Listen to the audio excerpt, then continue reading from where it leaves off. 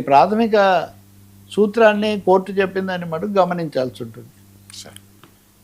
Sir కమ్యూనిస్టులు కథమా, బెంగాల్లో ఏమైంది? China Russia message. యా, ఖచ్చితంగా కేరళ ఎన్నికలు అయినప్పటి నుంచి కూడా గత 50 ఏళ్లలో ఎక్కడ కమ్యూనిస్ట్ ప్రభుత్వం లేకుండా లేదు. ఒక్కరోజైనా ఒకటన్నా ఉంది, ఇప్పుడు లేదు. కాబట్టి ఈరోజు హెడ్డింగ్లో పెట్టారు కమ్యూనిస్టుల ఖేల్ కథం, కమ్యూనిస్టుల పని అయిపోయింది ఇదంతా అని. అయితే వర్మ, ఒక ఆసక్తికరమైనది మీరు ఈ ప్రశ్న వేస్తున్న ఈరోజు కార్ల్ మార్క్స్ పుట్టినరోజు మే 5వ తేదీ. కాబట్టి ఆరుద్ర కార్ల్ మార్క్స్ ప్రపంచంలో ఈ భావజాలం గెలవటం ఓడిపోవటాలు ఎలా ఉన్నా కానీ ఒక ప్రత్యామ్నాయ భావజాలము, ప్రజలకు ఒక పోరాట పంథా నేర్పినటువంటి వ్యక్తి. కాబట్టి ఆరుద్ర కవిత రాశాడు, కార్మికులకు కర్మసాక్షి, శతాబ్దాల దినకరుడు కార్మికులకు కర్మసాక్షి, రష్యాలో ప్రభవించను రష్యాపై ఉదయించను. అంటే రష్యాలో మొదటి విప్లవం వచ్చిందని.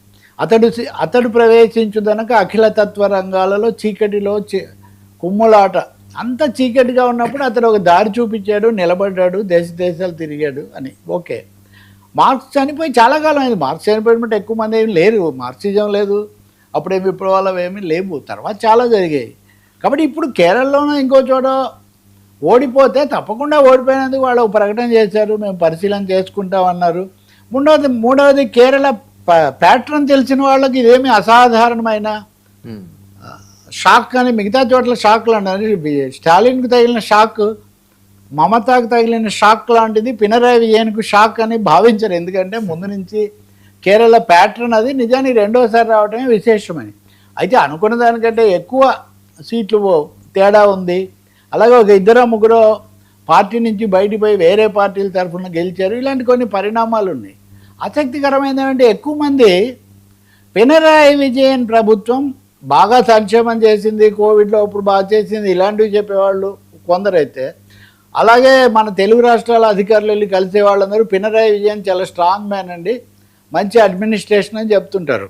కానీ వీళ్ళు మటుకు కమ్యూనిస్టు సిద్ధాంతాలు పక్కన పెట్టేసి వ్యక్తి పూజ ఎక్కువైనందుకు, అలాగే ఈ ఉదారవాద విధానాలు అమలు జరిపినందుకు ఓడిపోయారు అని పినరాయి విజయన్ మీద ఎక్కువగా, అంటే గెలిచినప్పుడు ఓడిపోయినప్పుడు కూడా వ్యక్తికి ఆపాదించడం అనేది జరుగుతుంటుంది. కానీ కేరళ పరిస్థితుల్లో అదేమి తలకిందులు కాదు. 34 ఏళ్ళు పాలించిన జ్యోతిబాసు, ఆయనకంటే 22 ఏళ్ళు ఆయన, 12 ఏళ్ళు బుద్ధదేవ్ భట్టాచార్య, ఆయన ఓడిపోయారు.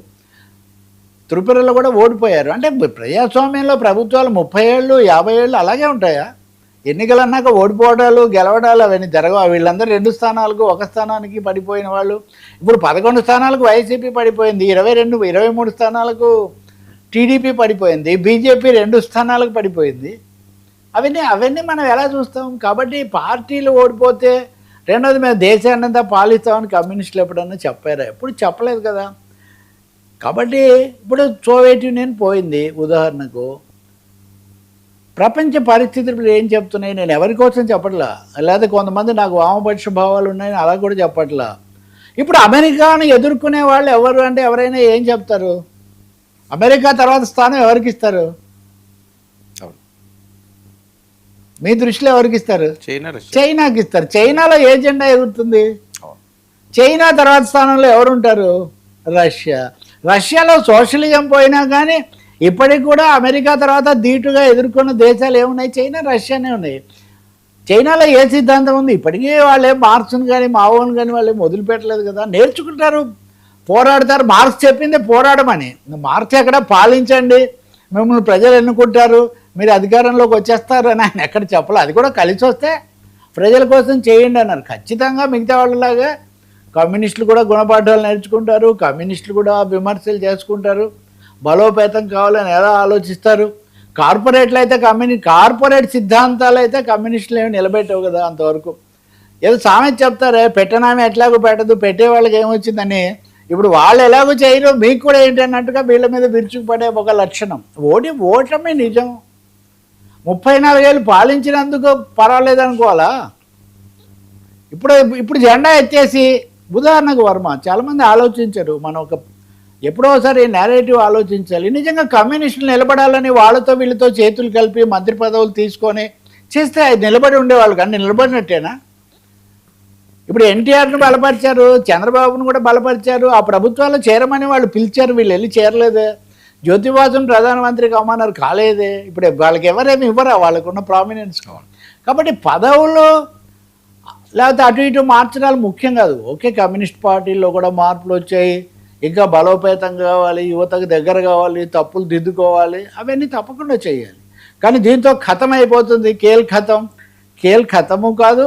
మనం మార్క్స్ జన్మదిన నాడు ఈ విషయం చర్చిస్తున్నప్పుడు 1800 అప్పుడెప్పుడో ఎక్కడ 19వ శతాబ్దం ఎక్కడ, ఇంకేదైనా ఒక సిద్ధాంతం ఉందా మార్క్స్ సమకాలికలో ఒకరిని గురించి అయినా ప్రపంచం రాజకీయంగా చర్చిస్తుందా?